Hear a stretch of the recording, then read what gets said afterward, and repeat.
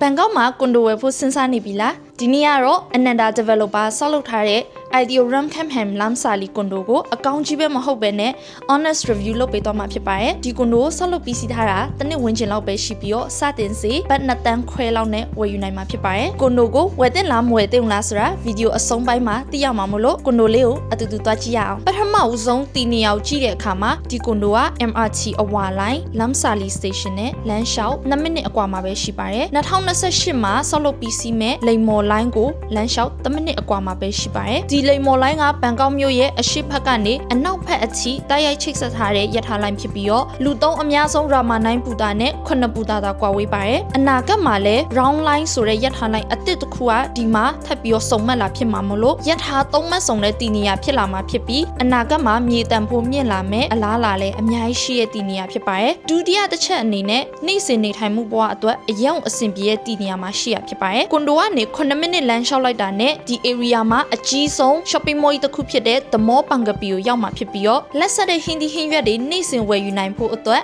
ဈေးတန်းကြီးလည်းရှိရဲ Lotus Supermarket ကြီးလည်းအနီးနားမှာပဲရှိရဲနောက်ဆုံးတော့ Macro Wholesale Market ကြီးကလည်းကွန်ဒိုအနီးနားမှာပဲရှိပါတယ်တတိယအချက်အနေနဲ့ဒီကွန်ဒိုကအငားအရန်တွက်တဲ့ကွန်ဒိုတစ်ခုဖြစ်ပါတယ်ကွန်ဒိုရဲ့ဘေးနားမှာပဲကျောင်းသားနဲ့ဆရာဆရာမအရေးအတွက်တင်ကနန်းလောက်ရှိရဲအကြီးဆုံးတက္ကသိုလ်တွေကတစ်ခုဖြစ်တဲ့ Ramkhamham University ကြီးရှိပါတယ်အဲ့ဒါအပြင်ကွန်ဒိုရဲ့အနီးနားမှာရှိရဲဆေးရုံကြီး၄ခုကနေပြီးတော့ဆရာဝန်ကြီးတွေနဲ့အလုပ်သမားတွေကလည်းရှိနေရမို့လို့ကွန်ဒိုမှာအငားအရန်တွက်ပြီးတော့ rental demand လည်းအရန်မြင့်ပါတယ်ကွန်ဒိုတိုင်းမှာအားသာချက်နဲ့အားနည်းချက်ရှိတယ်လို့မျိုးပဲဒီကွန်ဒိုရဲ့အားနည်းချက်2ချက်ကိုပြောပြပေးပါမယ်ပထမဆုံးတစ်ချက်ကတော့ပုံမှန်ရုံသက်ရုံစင်းချိန်မှာကွန်ဒိုအရှိက Ramkhamham လမ်းမကြီးကကားအနှဲငယ်ကျက်တက်ပါတယ်။ဒါပေမဲ့သတင်းကောင်းကတော့ကွန်ဒိုကနေလမ်းကူးလိုက်တာနဲ့ရထားပူတာရောက်နိုင်ပြီးတော့ကွန်ဒိုရဲ့အနောက်ဘက်မှာဆိုရင်လည်းလေစိတ်ရှိတာမို့လို့ကားကျက်တဲ့အချိန်မျိုးမှာဆိုရင်အများသုံးလမ်းပန်းဆက်သွယ်ရေးတွေကနေတဆင့်လွယ်ကူစွာသွားလာနိုင်ပါတယ်။ဒုတိယအချက်ကတော့ကွန်ဒိုမှာရှိရဲ့ Simplest အခန်းတွေကတချို့သူတွေအတွက်ကျင်းတယ်လို့ခန်းစားရတယ်ပေါ့နော်။ဒါပေမဲ့အခန်းမျိုးစားတွေမှာရွေးချယ်စရာအမျိုးစုံရှိပါတယ်။ Simplest အခန်းမှာဆိုရင်လည်း 1